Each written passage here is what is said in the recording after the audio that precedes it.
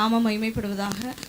என் பையனுக்கு வந்து actually காலேஜுக்காக apply பண்ணியிருந்தோம் கோயம்புத்தூரில். அவன் பிஏ டிஃபென்ஸ் தான் சேரணும் அப்படின்னு சொல்லிட்டு இருந்தான். நாங்கள் சரி அந்த காலேஜில் வந்து இந்த பிஏ டிஃபென்ஸ் மோஸ்ட்லி வந்து யாருமே பெரும்பாலும் அந்த கோர்ஸ் எடுக்க மாட்டாங்க அப்படின்னு சொல்லிட்டு தான் அப்ளிகேஷன் போட்டிருந்தோம். பட் கிடைக்கல. செகண்ட் இங்கிலீஷில் மட்டும்தான் கிடைச்சிது. ஆனாலும் அவனுடைய வாஞ்ச விருப்பம் எல்லாம் என்ன அப்படின்னா பிஏ டிஃபென்ஸ் படித்தே ஆகணும் அப்படின்ற ஒரு ஆப்ஷனில், அதுவும் கோயம்புத்தூரில் தான் போடணுன்றதுனால போடுறதுக்கு முன்னாடி என் பிரதர்கிட்ட ஜோ பண்ணேன். பட் கிடைக்காதனால இங்கிலீஷில் சேர்ந்ததுக்கப்புறம் அவனால் என்ன பண்ணுறதுனே தெரியல.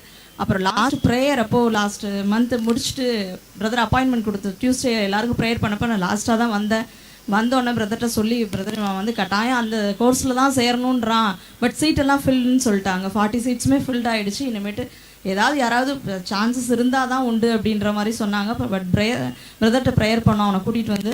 அப்போ பிரதர் வந்து ப்ரேயர் பண்ணிவிட்டு ஒரே ஒரு வார்த்தை மட்டும் வசனத்தின்படி சொன்னாங்க. சங்கீதம் 62:5 நீ விரும்பினது உனக்கு கிடைக்கும் மகனே, நீ இப்போது கர்த்தர் உனக்காக ஒரு இடத்த ஆயத்தப்படுத்துவாருன்னு சொல்லி சொன்னாங்க. அப்போ கூட நான் சொன்னேன், பிரதர் கட்டாயம் கிடைச்சதுன்னா நான் வந்து சாட்சி சொல்லுவேன் அப்படின்னு சொல்லிட்டு.